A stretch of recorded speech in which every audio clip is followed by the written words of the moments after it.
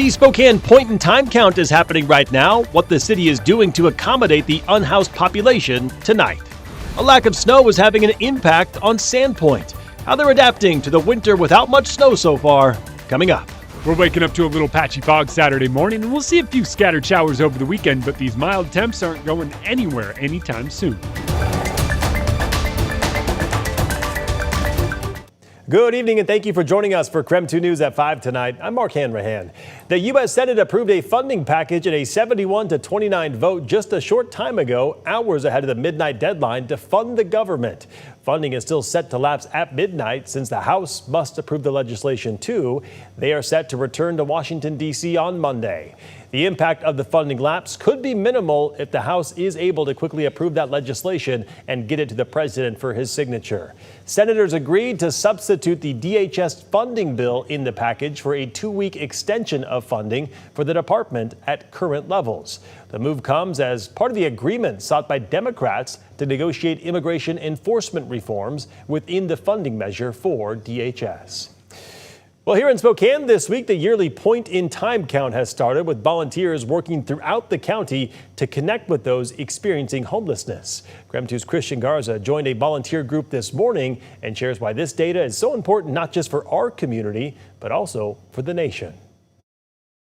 Throughout today and tomorrow, point-in-time volunteers are going to be listening to people's stories and asking questions just to see how many of these people don't have a roof over their head when they go to sleep at night. Data collected helps secure funding for resources like affordable housing. This week, groups of volunteers throughout Spokane County are taking to the streets to meet with those experiencing homelessness, gathering information like how long someone's been homeless, the reasoning for their current situation, and where they came from. Kay Olson, a volunteer with this year's pit count, says she has been working with the homeless community for years. She says at the end of the day, all people facing homelessness want is to be acknowledged. One of the most impactful things is letting the people know they're not invisible. The latest report from the city's longitudinal systems analysis shows the number of people served went down 11% between 2024 and 2025, from around 7,200 to just over 6,400. The analysis also revealed more people are getting into permanent housing. Tonight on KREM 2 News at 6, we speak with the people on the other side of the pit count. In Spokane, Christian Garza, KREM 2 News. Now to an update from the Chelan County Sheriff's Office. A Leavenworth man who was reported missing back on January 24th has been found dead. The Sheriff's Office said that 33-year-old David Gimlet was reported missing after leaving the area of 3200 Hansel Lane in Peshastin on January 23rd. Chelan County volunteer search and rescue members were deployed to that neighborhood yesterday, and the member, they say, found Gimlet dead in Peshastin Creek.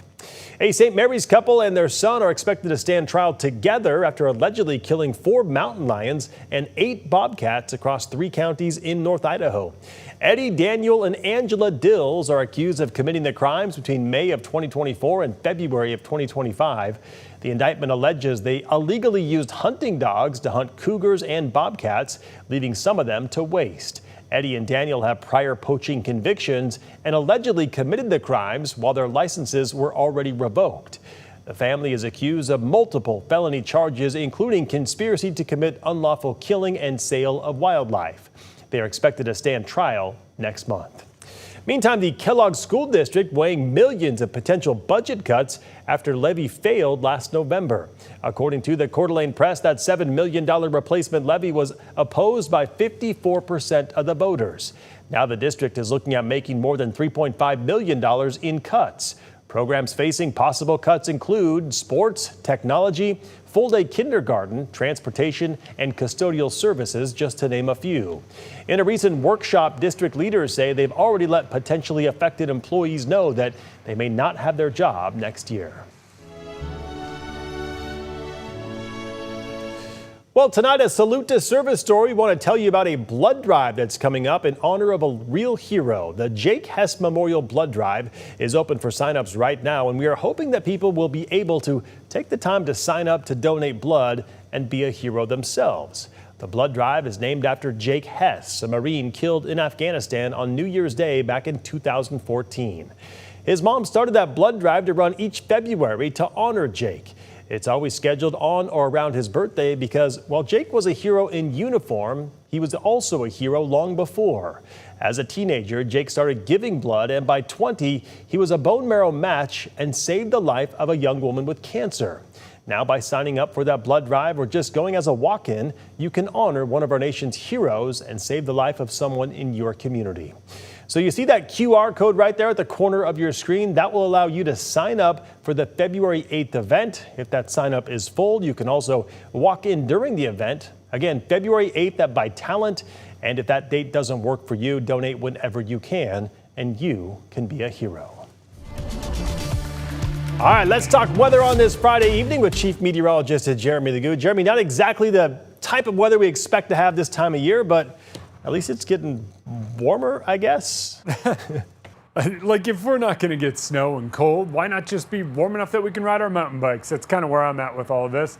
Basically, by the end of next week, the rocks should be dry enough you can get back out and get on some of those rock climbing projects quite quickly because it's now spring, I guess. Temperatures back in the mid-40s even this late at night in Spokane, 40 in Coeur d'Alene, 38 in Deer Park, and 50s down in Lewiston.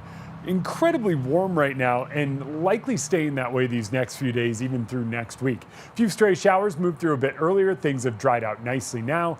By the time we get to tomorrow, we're waking up to a little bit of patchy fog.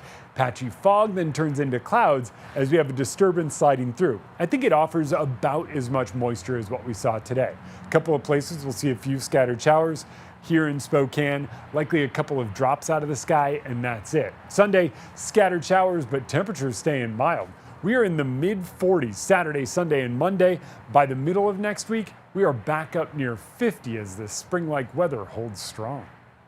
All right, sounds good, Jeremy. Thank you very much. Well, you might have heard the rumors today that after the Super Bowl, the Seattle Seahawks would be up for sale. Well, apparently, that's not the case.